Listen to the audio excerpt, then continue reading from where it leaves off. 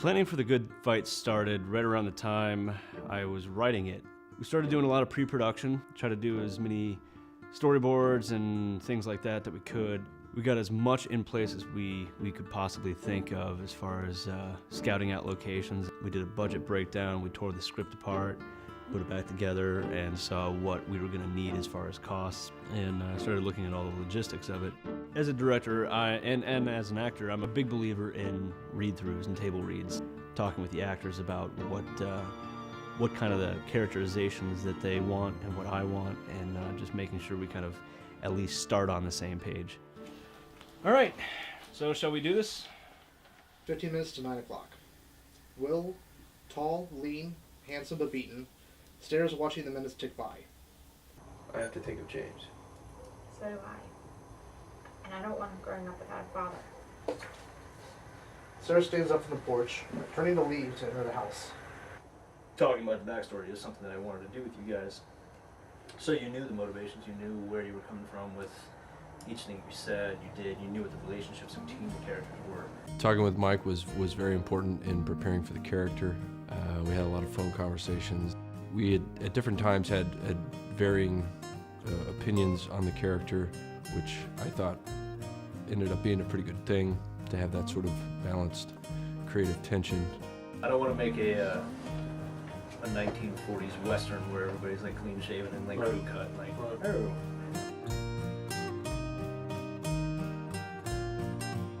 The location was great. Everything was pitch perfect to exactly what we needed as far as look and feeling and tone and all that great stuff. The only problem was that it was almost too realistic in the fact that the cabin had no electricity, and the nearest place was quite a bit of a ways away that did have electricity, and there was only so much power we could draw from that one house. Do we have enough length and stingers?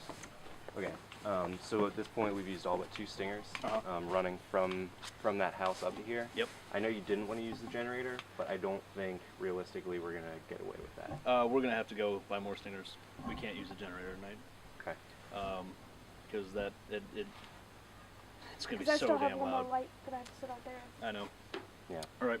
How many more stingers do you guys think we need? At least 10, 10? if not a dozen. Okay.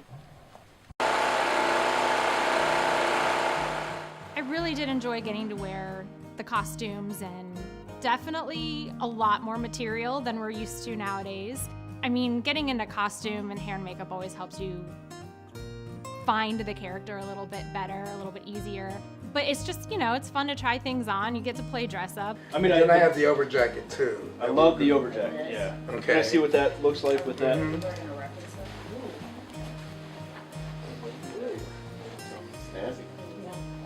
That was tough. Yeah.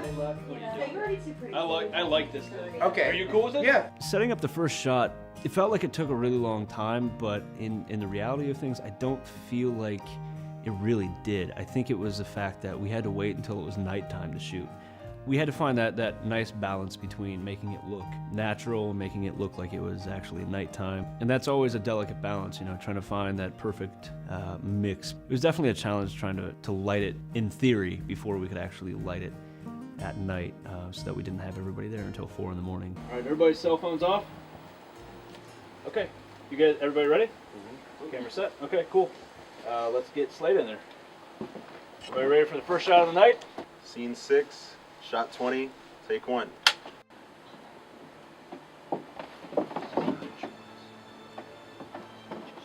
In my opinion, the best acting partners are the ones that are less concerned about how they and their character feel, but are more concerned in how they're making the other actor feel and making them do things.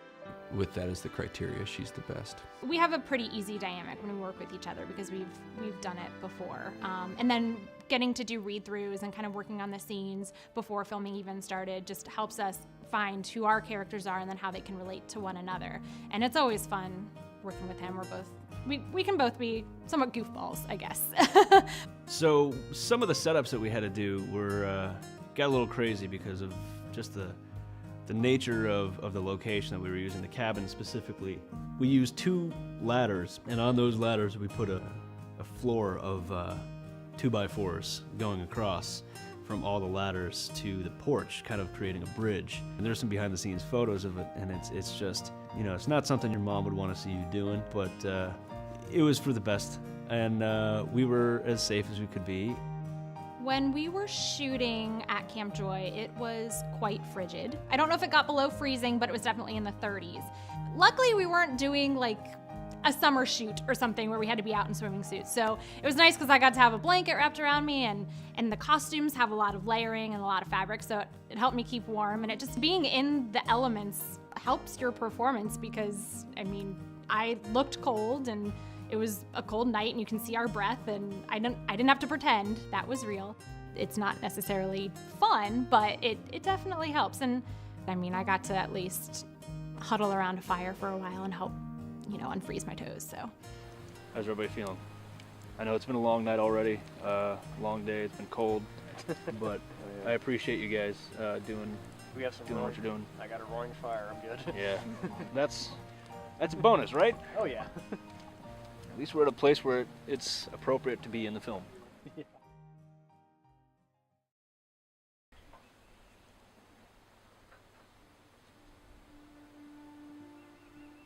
Ryan and I collaborated quite a bit on the visuals and the tone and the feeling of it. And I said, you know, on this shot, what I want the feeling to be is a feeling of being deserted, or the feeling of loneliness and emptiness, to kind of really be hammered home to the audience, because it's all about perception. So that's what I wanted to communicate. And so really it was kind of a collaboration as far as talking about the feelings and the tones and the ideas and the communication and language that we wanted to give to the audience. All right, let's do it. Scene 15, shot 86, take 3. Quiet on the set. Cut! Did that do it, Ryan, or? I think it did. Do you want to? Yeah, let me check it. And we had a really nice give and take relationship. And I think that he was really instrumental in making the film what it is. I knew that I wanted to have something that signified the scope of the film and the feeling. With the movement of a crane shot, we really kind of got that wonderful scope, and that I feel like that really, really helped to sell and to give the idea of desperation and just kind of the overall being on his own kind of feel that goes with James. He's kind of by himself in this whole situation. This was my first film. The experience behind the scenes was pretty cool. It was a lot of good actors back there. They treat me with respect, and they treat me like one of their own, you know, adult actors, not as a little kid. It was just a fun whole process. We had to have James run, it was probably about 9 times. Poor kid, he would run for like a quarter mile down a hill. He'd run past the camera, and we'd hear clomp, clomp, clomp, clomp, clomp. And I would be like, that looks great, let's do it again. Because it was an important shot. If we missed it, and there was no going back. So we had to make sure that we got that. And he was a really great sport about it. I mean, he was up for running as much as he needed to.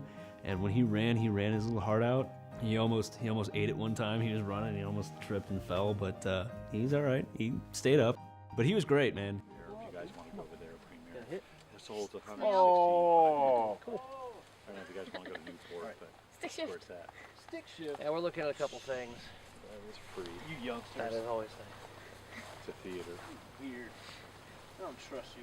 So, For some reason, you're jealous of us, though. Oh. you know what? You just bought yourself another hour of running. We're just gonna go eat. You just keep running. And 3, 2, 1, action.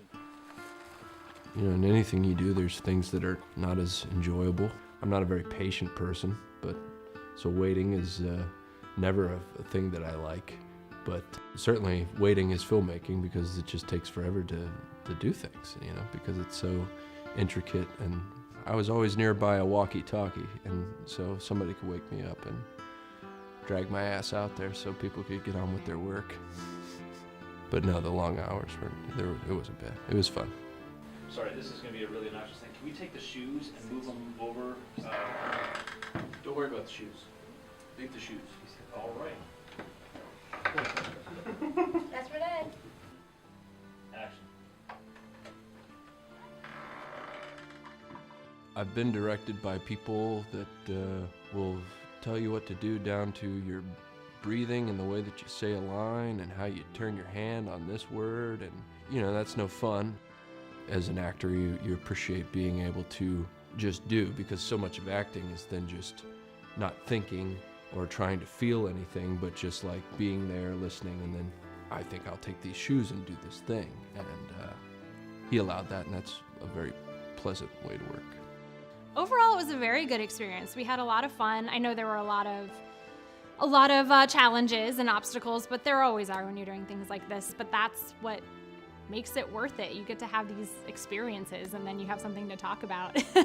And this like shared common bond with all these other people who worked on the project. Nice. Where's the guy with the video camera when you need him? What did you do? I am getting into Got character. it this time. No, it was great fun, man. It was like going to Western camp. It was more like having a sort of like a sleepover or something like that, but we were all wearing boots and hats and guns. When all was said and done, it was the most amazing experience I've had on a set to date. The energy that everybody brought, the amazing crew that we had, the absolutely fantastic cast that we had. I mean, everything just locked into each other, and it just worked. Everything clicked. There were challenges, don't get me wrong, and things were difficult, but it was easy with the people that we had. And I would just like to thank everybody that worked on the film, all of the crew, all the cast, all the extras, and here's the next big thing.